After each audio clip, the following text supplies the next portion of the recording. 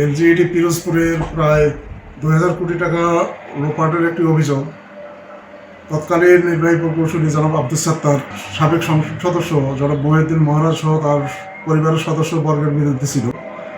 সেই সংক্রান্তে আমরা প্রজেক্টের অর্থ আত্মসাতের জন্য 8টা পৃথক মামলা দায়ের করি। এর এই ধারাবাহিকতায় তার অবৈধ সম্পদ অর্জনের অভিযোগটি আমরা অনুসন্ধান করি।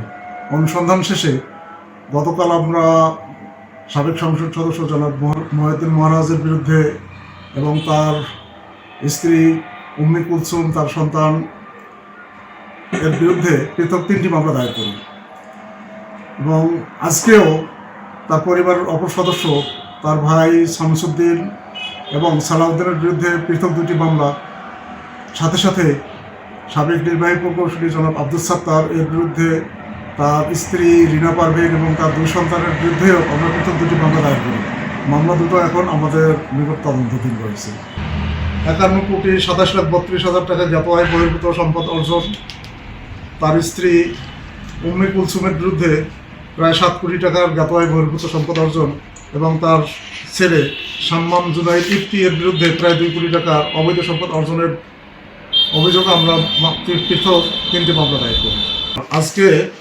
আজ হচ্ছে জনাব আব্দুস সাত্তার হাওলাদার, উনি ছিলেন সাবেক নির্বাহী প্রকৌশলী, তার বিরুদ্ধে 5,34,00,000 টাকা জ্ঞাত আয় বহির্ভূত সম্পদ অর্জন এর বিরুদ্ধে এবং তার স্ত্রী রিনা পারভিনের বিরুদ্ধে 2,26,85,000 টাকা অবৈধ সম্পদ অর্জনের মামলা দায়ের। গ্লিটারের টুইন লেমন ও অ্যান্টিব্যাকটেরিয়াল ফর্মুলা বাসনকে চকচকে জীবাণুমুক্ত করে আমাদের দেয় গ্লিটার গ্যারান্টি।